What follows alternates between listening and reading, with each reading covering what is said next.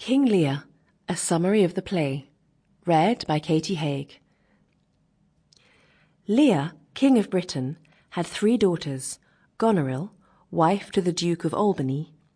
Regan, wife to the Duke of Cornwall, and Cordelia, a young maid, for whose love the King of France and Duke of Burgundy were joint suitors, and were at this time making stay for that purpose in the court of Lear. The old king, worn out with age and the fatigues of government, he being more than 80 years old, determined to take no further part in state affairs, but to leave the management to younger strengths, that he might have time to prepare for death, which must at no long period ensue. With this intent he called his 3 daughters to him, to know from their lips which of them loved him best, that he might part his kingdom among them in such proportions as their affection for him should seem to deserve.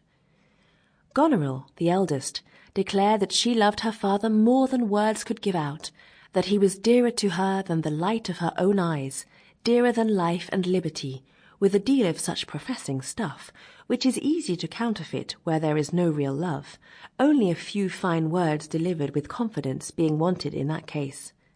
The king, delighted to hear from her own mouth this assurance of her love, and thinking truly that her heart went with it, in a fit of fatherly fondness bestowed upon her and her husband 1/3 of his ample kingdom. Then, calling to him his second daughter, he demanded what she had to say. Regan, who was made of the same hollow metal as her sister, was not a whit behind in her profession, but rather declared that what her sister had spoken came short of the love which she professed to bear for his highness,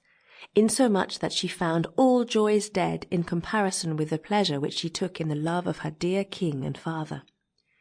Lear blessed himself in having such loving children, as he thought, and could do no less, after the handsome assurances which Regan had made, than bestow 1/3 of his kingdom upon her and her husband, equal in size to that which he had already given away to Goneril. Then, turning to his youngest daughter Cordelia, whom he called his joy, he asked what she had to say, thinking no doubt that she would glad his ears with the same loving speeches which her sisters had uttered, or rather that her expressions would be so much stronger than theirs, as she had always been his darling, and favoured by him above either of them. But Cordelia, disgusted with the flattery of her sisters, whose hearts she knew were far from their lips, and, seeing that all their coaxing speeches were only intended to wheedle the old king out of his dominions, that they and their husbands might reign in his lifetime,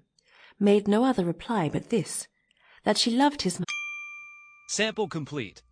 Ready to continue?